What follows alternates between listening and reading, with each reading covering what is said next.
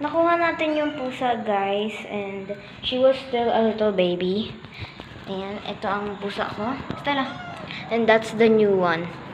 As you can see, let's zoom in. So, he's a yellow tabby cat. Yellow-white tabby cat. And she's like in her litter box. So, magme-meet sila. Siguro bukas afternoon.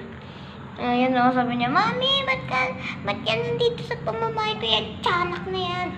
Look, guys. Labilan natin. Natakot pa siya sa first day.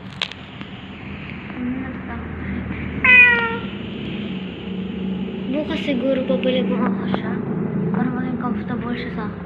Diyan lang siya sa ano niya. Sa litter box niya. And si Mingming din. Sa litter box niya lang. And yan. So, update ko kayo bukas ng afternoon. After class ko. Na, yeah. And let's go.